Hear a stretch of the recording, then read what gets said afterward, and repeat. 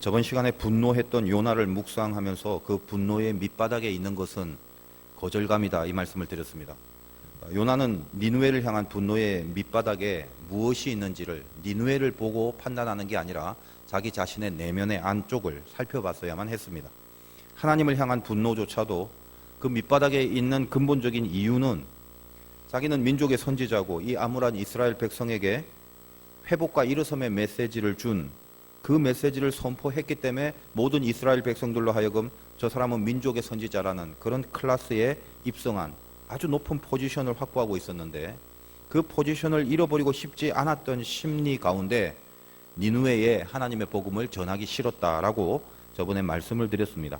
만약에 니느웨가 회개해서 하나님께로부터 내려오는 재앙을 피해버린다면, 그리고 그 일에 요나가 쓰임받았다라는 그 말이, 그 소문이 들리게 되면 민족의 선지자로서 이스라엘 입장에서는 상당히 높은 덕망에 올랐던 그의 명성이 이스라엘 백성들로 하여금 거절될 것에 대한 두려움이 있었다는 것입니다. 바로 그것이 요나의 죄성이고 요나의 분노의 이유였다. 그리고 그 분노는 우리 모두에게 있는 고질적인 죄의 뿌리다라는 사실을 저번 시간에 말씀을 드렸습니다. 오늘 이어서 이 요나에 대해서 다시 한번 살펴볼 건데, 더욱이 우리가 알고 있는 요나는 그냥 평범한 신자가 아니라 선지자입니다. 선지자의 사명은 하나님께 받은 말씀을 전하는 것이 존재의 이유입니다. 핍박과 고난이 있을지라도, 심지어는 죽음을 당할지라도 하나님이 전하라 하신 말씀을 분명히 전하는 게 요나의 사명입니다. 그런데 하나님의 말씀이 들어왔을 때 자아와 말씀이 충돌합니다. 말씀을 따랐다가는 자기에게 불이익이 닥침을 본능적으로 생각하고 있다는 것입니다. 자기 육신의 유익을 잊어버리지 않으려고, 그걸 빼앗기지 않으려고 말씀을 거역하는 이 요나의 모든 과정이 요나서의 내용입니다. 내가 하나님 앞에 불순종을 하는데 함부로 불순종은 못하겠고, 이 불순종을 합리화하는 나름대로 요나의 정당성이 분명히 있어야 되는데, 그 정당성으로 제시한 것이 바로 민족주의였습니다. 저번 시간에 제가 모든 분노는 트릭이라고 그랬습니다. 진짜 본질을 속이고 분노를 일으키는 가짜의 이유들이 위에 있습니다. 사실은 그 밑바닥에 자기 자신의 본질, 이 분노의 가장 핵심적 본질이 있는데 그것을 감추고 있는 거죠. 요나가 정말 이스라엘 민족을 위하는 마음으로 지금 니느웨에 가서 회개하라는 말씀을 선포하는 일에 분노를 하고 있었겠습니까? 여러분, 하나님이 누군가요? 오늘 찬양을 통해서도 하나님이 한량없는 은혜와 변함없는 사랑으로 우리와 함께 하신다는 것을 우리는 늘 고백하고 있으며, 더군다나 이스라엘 백성뿐만 아니라 선지자인 요나가 그 하나님에 대해서 모르고 있었겠습니까? 과연 하나님이 이스라엘을 망하게 하려는 의도를 갖고 이스라엘의 대적인 니느웨를 회심시키려고 그렇게 하셨겠습니까? 절대 그것이 아니라는 것을 누구보다도 선지자인 요나는 잘 알고 있었을 것입니다. 이제껏 이스라엘에게 내리신 그 약속과 자비하심이 얼마나 컸는지 요나는 직접 하나님의 말씀을 선포하는 자리에까지 가서 그것을 누구보다도 더 분명히 확신하고 그 증거를 보았던 사람입니다. 요나가 등장하는 열왕기하 14장 23절 이후에 처음 등장하는 요나의 모습과 사명이 어떤 거였습니까? 본인 스스로도 여로보암 2세 때 죄악투성이인 이스라엘 향하여 그럼에도 불구하고 하나님이 이 이스라엘을 분명히 멸망하지 않고 세우겠다라는 이 메시지를 받아서 신나게 선포했던 그 선지자가 요나였습니다. 하나님이 이스라엘 편이라는 것, 그리고 선택한 자기 백성들을 위해서는 그 어떤 것이라도 감수하시는 그 사랑의 하나님을 분명히 알고 있었습니다. 따라서 혹시라도 니느웨가 회개를 하고 회심을 하면 그들이 이스라엘을 존경하면 존경했지, 그들이 회심하는 것이 이스라엘을 멸망시키는 이유가 아니라는 것을 요나는 너무나도 잘 알고 있었다는 것입니다. 그런데 어떻습니까? 그 잘 알고 있는 요나가 자기 민족을 위한다는 명분을 내세워서 내가 지금 니느웨에 가서 복음을 전하라는 하나님의 말씀을 불순종하는 것이 내심 정당하다라고 그렇게 주장을 하면서 여기까지 온 것입니다. 그리고 하나님 앞에 성을 냅니다. 분노를 바랍니다. 그 분노의 실체가 무엇이라고요? 자기 민족을 위한 마음도 아니며 니느웨를 통한 적개심도 아닙니다. 자기 내면 가장 밑바닥에 도사리고 있는, 내가 복음 전에서 니느웨가 회개를 했다가는 내가 이제껏 이스라엘 민족 앞에 보여주었던 자기 유익과 자기 권위와 자기 명성을, 이거를 빼앗기고 싶지 않았던 것뿐입니다. 오로지 그 이유 하나입니다. 내가 내 민족에게 거절당하는 그 일을 허용할 수 없다라는 것입니다. 왜? 나는 민족이 알아주는 선지자인데. 그런데 그 민족이 나를 욕하거나 야, 저 요나 때문에 멸망받아 마땅할 니느웨가 다 살아났대. 그러니 더 이상 요나는 옛날에는 우리 편을 들어줬을진 몰라도 이제 더 이상 요나는 우리 민족의 리더가 아니야. 이 말을 듣게 될 수도 있다는 사실이 요나에게는 죽기보다 싫었다는 것입니다. 하나님의 말씀을 거역하는 불순종보다 자기 자신의 위신과 명예와 영예가 추락되는 그 일이 더 싫었다는 것입니다. 여러분, 이것은 요나만의 이야기가 아니지 않습니까? 우리가 살아가면서 하나님의 말씀이 들어오면 당연히 그 말씀에 대하여 순종을 요구받는데 대부분이 그 말씀을 따르기 위해서는 자기를 죽여야 하고 자기 손해를 감수해야 하는 결단을 동시에 요구받게 됩니다. 씨 뿌리는 비유에서 알 수 있다시피 우리 다 옥토가 되라고 그렇게 말씀하고 있는데 30배, 60배, 100배의 열매를 맺기 위해서는 그냥 뿌려져서는 안 됩니다. 길가나 가시밭, 돌짝 이런 데 뿌려져서 그 씨가 있는 그 상태로 100날, 1000날 있어봤자 그 씨는 열매를 맺지 못합니다. 아무리 좋은 씨라도 그 씨가 옥토로 들어가면 땅 속을 침투하여 들어가야만 됩니다. 우리 마음의 땅, 우리 마음의 밭, 이것을 씨가 들어가기 위하여 갈아엎어져서 씨가 내 안으로 들어가는 통증이 일어나야 된다는 것입니다. 그 말씀을 받아 순종하기 위해서는 필연적인 자기 아픔이 있어야만 된다는 거예요. 아픔이 있을 때 그 씨가 발아합니다. 여러분, 하나님의 말씀을 귀로만 듣고 머리로만 듣고 깨닫고 이해하는 건 누구나 할 수 있습니다. 그런데 이 말씀이 가슴 속에 들어와서 삶 속에서 열매를 맺기까지는 이 씨를 내 심정의 가슴 속에 집어넣을 때 모든 충돌하는 나의 세력과 이 말씀과의 싸움 속에서 나를 죽이고 나를 자르고 나를 뒤집어 엎는 통증이 반드시 수반됩니다. 편안하게 머리로 깨닫고 끄떡이다가 신앙생활 끝나는 자는 절대로 하나님의 말씀의 열매를 거둘 수가 없다는 것입니다. 한마디로 여러분이 희생하지 않고서는 말씀을 받을 수가 없습니다. 이스라엘이 그 흉측한 죄악 속에서도 너희들 반드시 다시 일어난다, 이 말씀을 선포하라고 할 때는 요나 안에는 하나님이 선포하라고 주신 말씀과 내가 선포하는 액션을 하는 사이에 전혀 충돌이 일어나지 않았습니다. 왜요? 그것은 이스라엘에게 힘이 됨과 동시에 요나 자기 자신도 저 이스라엘 백성들이 보기에 칭찬과 존경과 명성을 얻을 수 있는 길이었기 때문입니다. 그러나 동일하게 회개하라라는 이 회복의 말씀을 전하라는 것이 대상이 니느웨인 경우에 요나의 마음속에는 차원이 달라져 버립니다. 왜? 말씀을 전하게 되면 자기의 명성이 떨어집니다. 말씀을 전하게 되면 하나님이 잘했다라고 칭찬을 할 것인데 요나에게 있어서는 하나님이 잘했다라고 칭찬하는 그 기쁨을 노리는 마음은 하나도 없습니다. 사람들이 이제껏 내 명예를 지켜왔던, 내 유익을 지켜왔던, 이 기득권을 지켜왔던 내가 지금 저 사람들을 향하여 서 있을 때 저들이 나를 어떻게 볼 것인가, 초미의 관심사는 그거 하나밖에 없었습니다. 오로지 그 이유 때문에 가라는 니느웨를 안 가고 다시스로 도망하여 내가 이 짓 죽더라도 못 해먹겠습니다 라고 하나님 앞에 나자빠지는 그 넋두리를 하는 경지까지 요나를 끌어내리게 된 것입니다. 우리가 어떻습니까? 하나님의 뜻이 자기 유익과 함께 할 때는 누가 뭐라 해도 마치 이스라엘 백성에게 회복의 메시지를 전하라 할 때 요나가 간 것처럼 우리 자신도 하나님의 뜻과 내 유익이 맞아떨어지는 일에는 굳이 안 시켜도 솔선수범하여 나아갑니다. 예를 들면 여러분, 하나님의 사람들이니까 성공을 위해서, 물질을 위해서, 건강을 위해서, 자녀들의 진학을 위해서 여러분이 믿는 자들이라면 기도해야 하지 않겠습니까? 자, 기도합시다. 그러면 누구라도 기도하라는 그 말씀에 순종하며 기쁘고 열심으로 기도합니다. 아니, 기도하지 말라고 해도 혼자 알아서 나가 기도할 것입니다.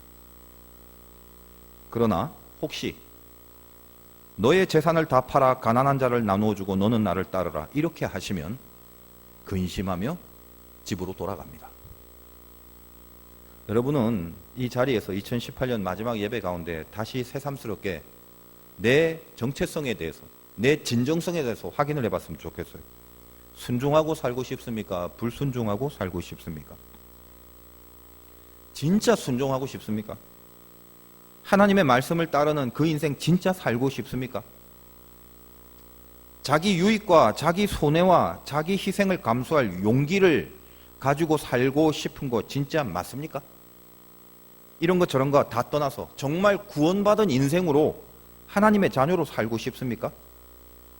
만약 여기에 여러분이 그러고 싶다라는 진정성과 진심이 있다면, 그렇다면 죽을 때까지 이거 하나를 극복할 수 있으면 되는데, 그것이 뭐냐?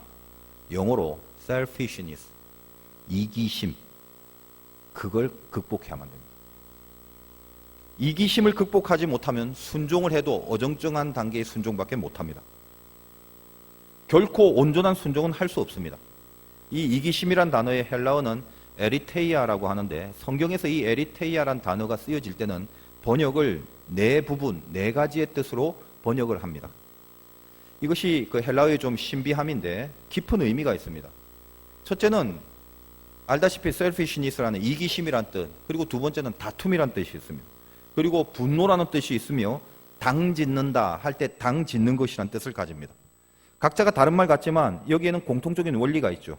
이 에리테이아라는 말은 이기심으로 인하여 다툼이 일어나고, 그 다툼이 생기니까 분노가 생겨지고, 그 분노를 서로 지키기 위하여 자기 이익을 위하여 당을 짓게 되는 결과를 낳습니다. 이 단어는 전부 다 에리테이아라는 한 단어로 다 사용합니다.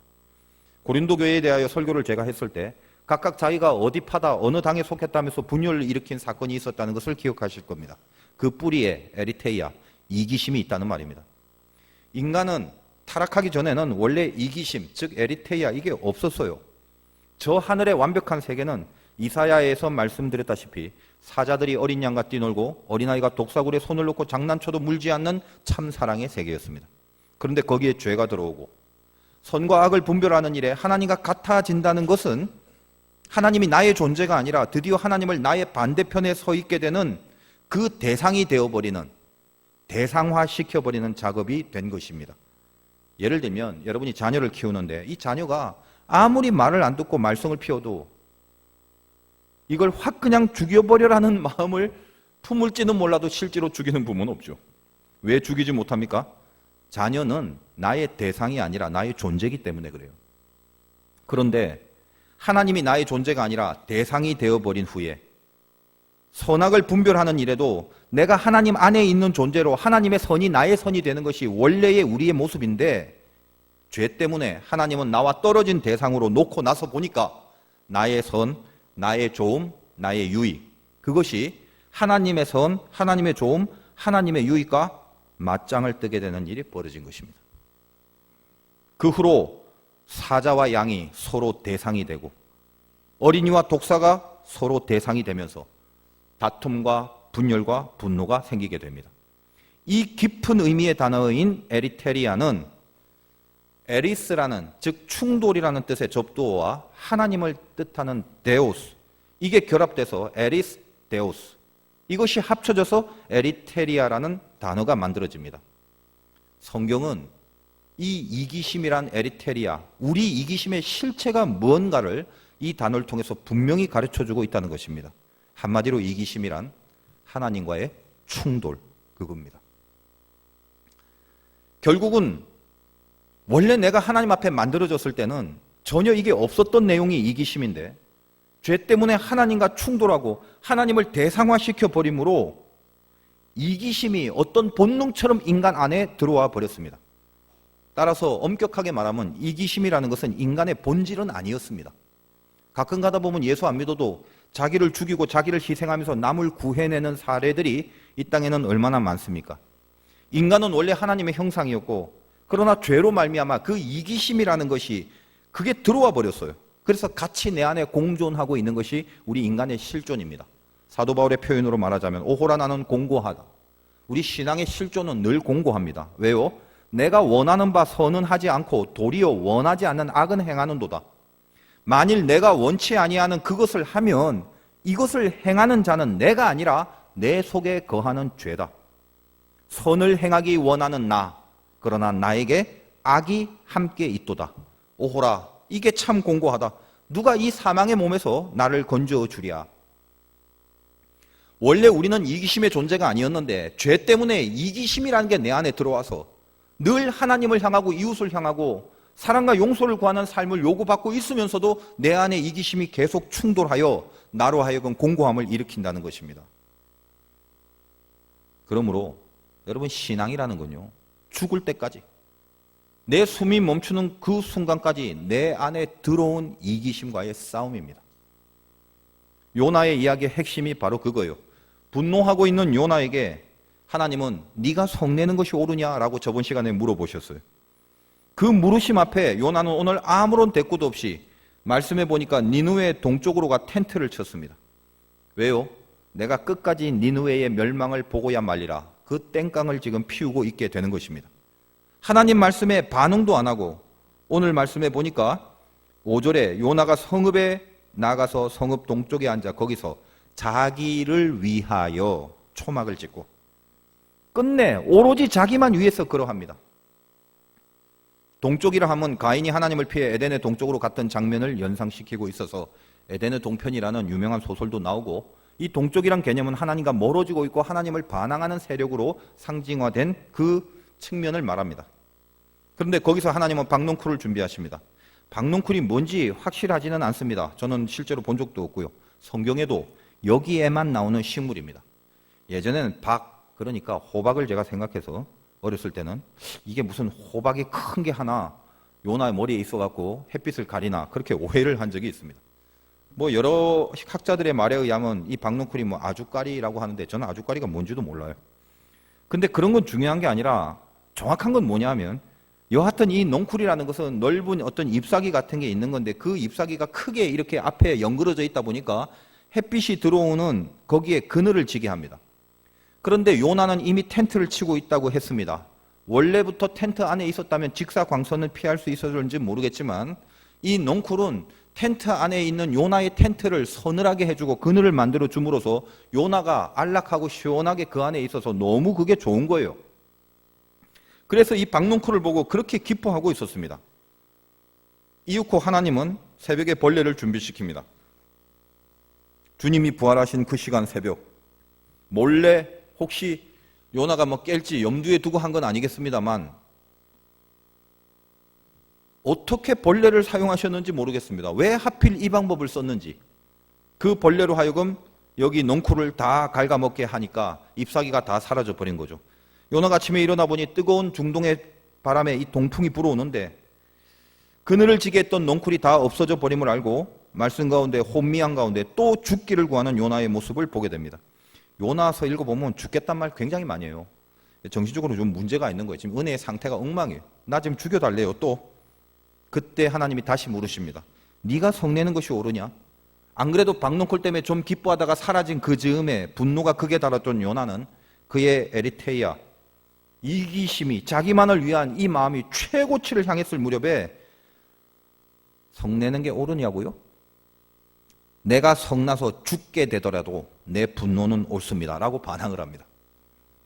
여기서 하나님은 요나에게 마지막 교훈을 주고 요나서가 끝나게 되는데 너 박농쿨 참 무지하게 아끼는구나 요나야.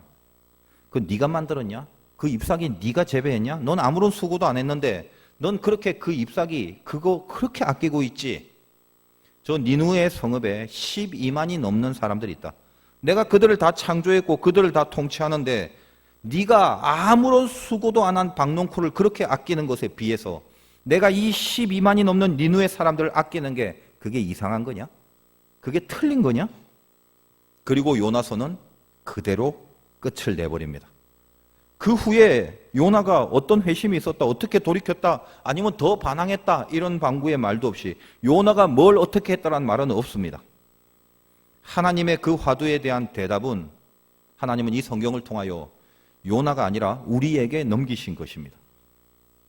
카네기라는 유명한 사람이 한 말 중에 인간이란 수백만 명이 굶어 죽는 중국의 기아보다 자기의 치통이 더 우선이다. 이런 유명한 말을 했습니다. 요나는 박농쿨을 아끼는 사람으로 평가되고 오늘 말씀의 제목도 박농쿨을 아끼는 사람인데 12만 명은 죽어도 좋고 그들이 어떻게든 상관없고 나를 서늘하게 해준 이 농쿨은 없어지면 안 된다는 것입니다. 이게 요나의 모습이고 우리의 모습이에요. 여러분의 박농쿨 무엇입니까? 내가 좋아라 하는 그거, 나를 시원하게 해주는 그거, 그리고 그것이 없어지면 분이 올라오는 그거, 그것이 우리들의 박농쿨입니다. 우리가 오늘 더 깊이 신학적인 고찰을 한번 해보기 바랍니다. 왜 하필 박농쿨일까? 하늘에 구름을 부르셔서 그 뜨거운 태양을 좀 거두어 두시던가 좀 막아주시던가 뭐 이런 여러 가지 세련된 방법이 있잖아요. 하나님의 전능하신 방법이 온갖 많은 방법을 다 동원해서라도 그 요나에게 그늘 하나 해줄 만한 능력이 안 계시겠습니까? 그런데 왜 하필 박농쿨일까? 그겁니다. 박농쿨이라는 식물을 히브리 원문에서 찾아보면 키카욘이라고 되어 있는데 이 단어에 키카욘이란 단어 자체의 어근이 카야입니다. 근데 카야가 무슨 말이냐? 토하다라는 뜻이에요. 뭔진 몰라도 구역질 나는 그런 지독한 식물의 종류라고 보면 됩니다. 이게 무슨 말이냐 하면 요나가 그렇게 아끼던 그 박농쿨은 실제로 무엇을 말하는가? 영적으로 구역질 나고 토할 것 같은 우리들의 모든 이기적인 기쁨을 말하고 있는 것입니다. 에리테리아, 이 이기심에 붙들려 있는 요나가 자기 인생에 제일 중요시 여기는 것은 선지자로서의 사명과 말씀에 붙들리고 하나님을 위해서 뛰는 사람으로서 저 12만의 사람들이 아니라 어쩌면 가장 구역질 나는 인간의 이기적인 것들에 대하여 기뻐하고 좋아해서 그것만 철저히 아끼고 있다는 말이 됩니다. 이 박농쿨을 하나님이 벌레를 새벽에 보내어 갉아먹게 해서 시들게 만드십니다. 벌레는 톨라라는 단어를 쓰는데 히브리말로 톨라는 원래의 뜻이 주홍색이란 말입니다. 이 벌레는 주홍의 물감을 만들 때 사용되는 벌레라고 하는데 우리는 너무나도 명확하게 십자가에서 보혈을 흘리신 주님의 모습, 주홍색 자색 옷을 입으시고 십자가에 달려 돌아가신 그리고 3일 만에 새벽 아침에 부활하신 주님의 십자가의 구속을 연상시키게 됩니다. 하나님이 그 넝쿨, 잎사귀 그거 하나 없애시려면 그냥 바람 한번 휙 하고 불어버리면 될 거를 하필 톨라, 주홍색의 벌레를 불러서 그것도 주님이 부활하신 새벽에 보내서 그 박농쿨을 다 갉아먹게 하시는 이 작업이 우연히 그렇게 하신 거겠습니까? 주님의 피 흘리시는 구원의 역사가 우리의 모든 이 토할 것 같은 이기심을 다 없애버리는 역사를 이루셨다는 것을 선포하는 내용으로 상징화시켜 주기 위하여 하나님은 박농쿨과 벌레를 사용하셨습니다. 이 농쿨이 벌레가 갉아먹어 시들게 되었다고 표현되어 있는데 그 박농쿨을 갉아먹게 하심에 시드니라 7절이죠. 이 시들다라는 히브리어 야베시는 마른 땅, 육지를 말하는 단어입니다. 야빠야, 야빠샤, 이거 원래 이것이 명사인데 거기서부터 나온 동사 야베시라고 합니다. 성경에도 자주 쓰였던 이것은 우리가 알고 있는 유명한 사건 가운데 홍해 바다를 건널 때 사용됩니다. 바다의 물을 물러가게 하시고 이스라엘 백성들이 건너갈 때 가운데 마른 땅을 걷게 하시잖아요. 그때 그 마른 땅이 이 야빠샤라는 단어를 씁니다. 그거보다 이미 그 전에 창세기 1장부터 나오는 단어죠. 1장 9절에 보면 하나님이 세상을 만들 때 천하의 물이 한 곳에 모이고 묻이 드러나라 하시니 이 묻이라는 게 우리가 알다시피 이게 육지인데 마른 땅인데 그 마른 땅을 야빠샤라고 합니다. 다시 말하여 시들다라는 이 야베시가 무슨 말이고요? 식물로서의 생명을 잃어버려서 말라 비틀어진다라는 의미보다는 더 중요한 핵심적인 뜻이 뭐냐? 원래의 뜻이 물이 다 사라지니 가장 밑바닥에 있는 땅, 가장 밑바닥에 있는 게 드러난단 말입니다.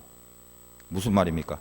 인간의 이기심의 넝쿨이 그리스도를 통해서 다 갉아먹혀 다 사라지고 나니까 인간의 밑바닥에 이 그리스도로 말미암아 가장 이기적인 실체가 적나라하게 드러나더라는 것입니다. 여러분, 예수 믿으니까 죄가 보이는 거예요. 예수를 믿고 나니까 더럽게 살아왔던 내 삶의 구역질이 나는 것입니다. 여러분이 하나님을 믿고 살아가지 않는 이상은 절대로 자기의 밑바닥의 본질을 볼 수가 없습니다. 네가 지금 토할 것 같은 이기적인 것들만 좋아하고 기뻐하다가 그것이 사라져버리면 분노하는 것이 죽기까지 옳다라고 말하고 살지, 미식거려 토할 것 같은 그런 것들도 네가 아끼는 사람이 아니더냐.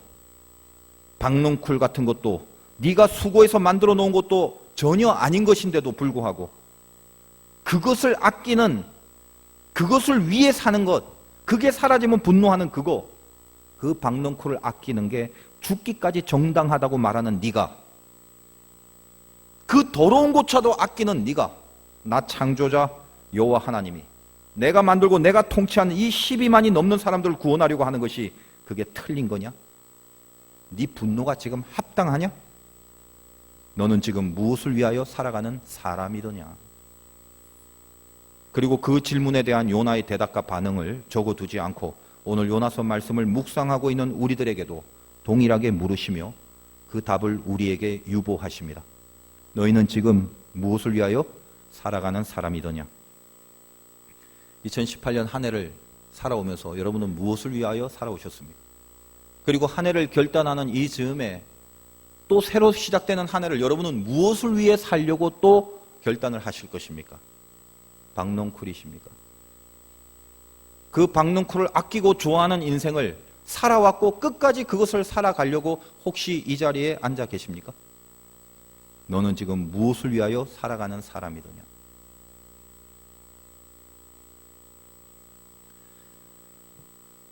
네가 좋아라 하는 그 토할 것 같은 이기심을 끝까지 고수하고 그것 때문에 나 하나님과의 충돌을 정당화하며 내가 죽더라도 내 박넝쿨만큼은 내가 좋아하며 살겠다고 고집하고 살고 있는 인생이 아니더냐?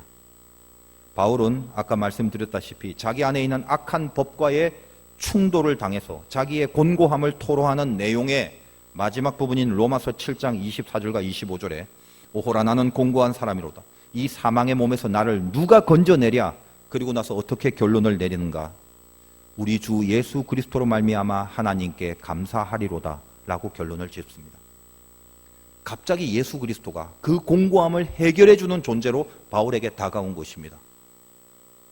바울은 그가 예수님을 만나기 전에는 그가 좋아라 했던 모든 것들, 그의 이기심의 내용들인 에리테리아를 부활하신 주님을 만나고 나서는 배설물로 여겼다고 그랬습니다.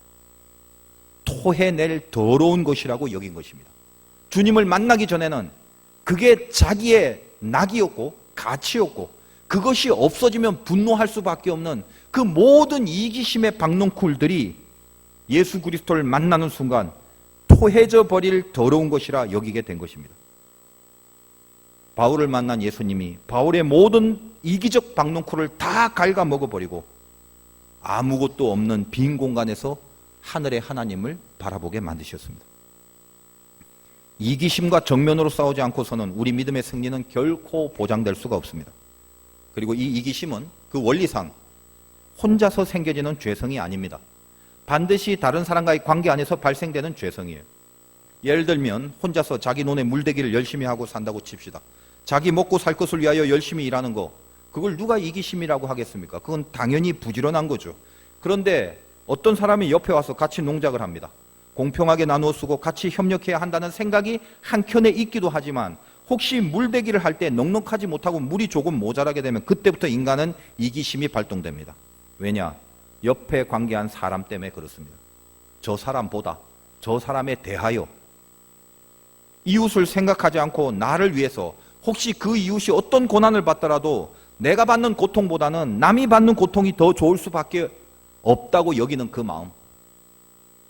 나의 박넝쿨, 그건 사라지면 분노하지만 옆에 있는 12만 명은 죽더라도 나는 이 아무것도 아닌 더러운 박넝쿨을 더 아낀다라고 살아가는 이 깊은 죄성을 적나라하게 드러나게 하여 우리들의 박넝쿨을 다 갉아먹어 버리시는 분이 예수 그리스도시며 우리가 예수 그리스도를 만날 그때에 내가 아꼈던 박넝쿨이 아무것도 아니고 없어져야 될 것임을 그때 비로소 느끼게 되고 발견하게 되는 것입니다.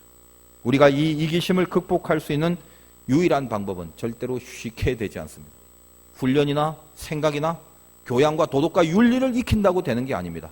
어떤 학자들은 이기심을 유전자적인 본능이라고도 파악하는 과학자들이 있습니다. 그렇지 않습니다.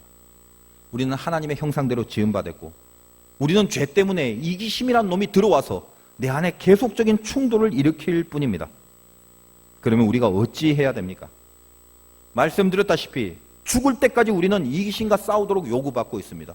이기심과 싸운다는 것은 내 안에 나를 살려주시고 나를 위해 피를 흘려주신 예수 그리스도의 법이 이 이기심을 이길 수 있도록 나를 좀 더 강하게 이끌어가는 그 은혜의 상태를 끝내 지켜내는 모습을 말합니다.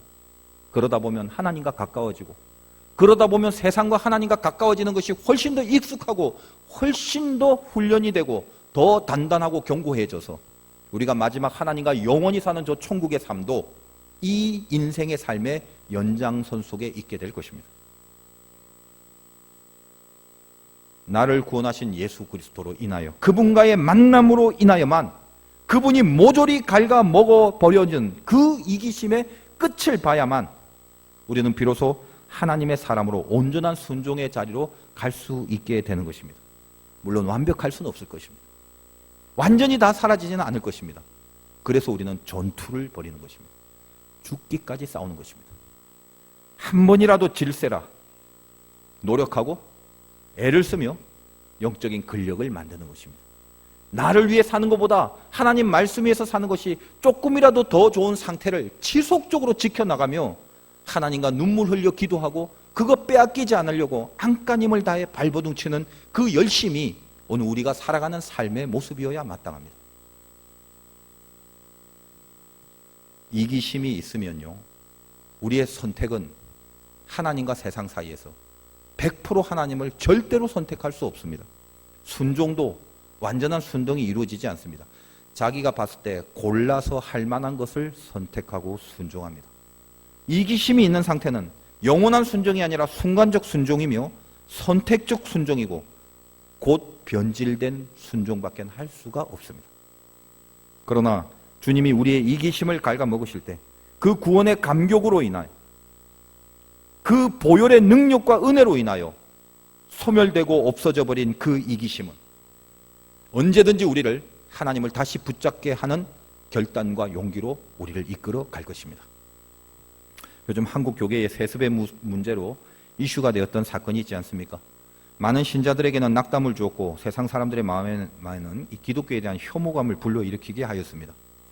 그런 시즌에 그와는 반대로 이 악한 풍조를 밀어내듯이 100주년 기념교회 이재철 목사님은 아름다운 신앙의 은퇴를 하면서 교인들에게 철저하게 자기를 버리는 것이 그게 여러분이 지켜야 될 믿음이라고 각인을 시키고 멀리 경상도 거창이라는 산골에 낙향을 하여 살고 계십니다. 조그만 집을 짓고 살고 있는 목사님과의 약속이 있어서 저번 금요일에 먼 곳이지만 이재철 목사님을 만나러 그곳을 방문하게 되었습니다. 작은 집을 소개하면서 집 한쪽 조그만 구석 책상 가장 가까운 선반 위에 예전에 저희 교회에서 설교하신 장면을 찍어서 선물한 작은 액자를 그 목사님 책상에 가장 가까운 곳에 놓아두었습니다. 화도교회라는 이름이 적혀진 그 액자를 보니까 감동이 밀려왔습니다. 그 목사님의 얼마나 많은 집회와 또 얼마나 많은 액자들이 있었겠습니까마는 바로 그 옆에 화도교회라는 이름이 적혀져 있는 이 재단 강대상에서 설교했던 모습이 그 사진 가운데 보여지니까 참 적지 않은 감동이 있었습니다. 목사님이 어떤 넥타이를 하나 건네주면서 선물을 좀 한대요, 저한테. 본인은 다른 것들은 받아도 거의 다 나누어지지만 교인들이 선물한 넥타이는 꼭 한 번은 해야 되기 때문에 이 넥타이는 선물을 받고 나서 딱 한 번 메어본 넥타이인데 당신은 다른 것들은 다 나누어줘도 이 넥타이는 절대로 다른 사람에게 주지는 않는다고 하십니다. 정말 막역한 사이라고 여겨지기에 임 목사님에게 이것을 드린다고 하고 주셨어요. 그래서 받고 나서 너무 기분이 좋은 거죠. 살짝 상표를 봤더니 그 유명한 구찌라고 얼마나 마음이 기쁜지 이런 명품을, 여러분 고급 넥타이라서 가슴이 뭉클한 게 아니라 아무에게도 주지 않는 그것을 저에게 건네주시는 그 마음이 너무도 고마웠고 저를 그런 사이로 여겨주시는 것이 너무나 감사하고 그거보다 더 중요한 것은 제가 그 바른 목회의 정신을 가슴에 메고 살아가기를 원하시는 목사님의 기도의 마음이 느껴졌기 때문이었습니다. 그래서 제가 그랬어요. 받으면서 마치 엘리야의 겉옷을 받는 엘리사의 마음과 같다, 이런 말씀을 웃으면서 드렸습니다. 그리고 저에게 특별히 주신 넥타이는 가장 중요한 한 해를 마감하고 한 해를 시작하는 송구영신 예배 때 제가 이걸 매겠다라고 말씀을 드렸습니다. 내일 메고 올 것입니다. 평생을 올바른 목회를 하고 하나님 앞에서 마지막까지 바른 길을 가셨던 분인지라 제가 목사님께 질문을 하나 했습니다. 목사님, 제가 먼 길을 왔는데, 그리고 저도 이제 안식월을 통해서 충전을 받아야 되는 이 시점에 목사님, 평생을 목회하시면서 목사들이 그리고 신자들이 만약 제일 중요하게 여겨야 하는 모토가 있다면 그게 무엇이어야 한다고 생각하십니까? 하나만 말씀을 해주세요. 그 질문에 대하여 이렇게 말씀을 하셨습니다. 당신 자신은 세상에서 죄 가운데 살았고 이기적으로만 살아왔는데 하나님이 나 같은 더러운 죄인을 택하셔서 자녀를 삼아주시고 목사의 사명을 주셨다. 평생 그 깊은 사랑의 빚진 자로 살아가는 것, 그 마음을 잃지 않는 거라고.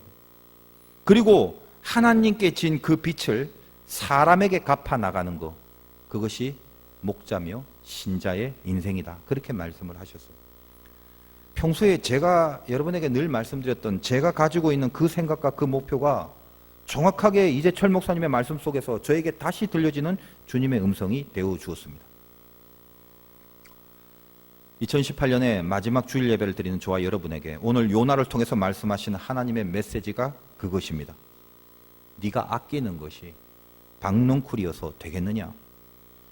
그 농쿨이 사라짐이 그렇게 분노할 일이 맞느냐? 예수 그리스도로 인하여 빚진 자 된 내가 이 한 해도 그리고 다가올 새해도 앞으로 죽을 때까지 이 땅에 목숨이 붙어있는 그날까지 그 구역질나고 토할 것 같은 그 죄성을 조아라 했던 내 자신의 박농쿨을 걷어치우고 다시 그것이 거쳐진 곳에서 빛나는 하늘에 계신 하나님을 바라보고 주님에게 빚진 자, 보혈의 빛을 진 자로 살아가는 그것이어야 하지 않겠느냐?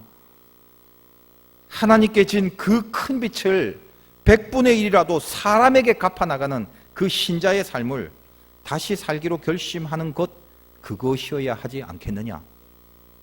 너는 무엇을 위해서 살려고 하느냐? 우리가 오늘 이 말씀 속에 혹시 결단한 게 있다면 오늘 결단한 그 마음으로 끝나지 않은 요나서의 마지막 결론을 여러분의 삶으로 살아내 주시기를 주님의 이름으로 축원드립니다.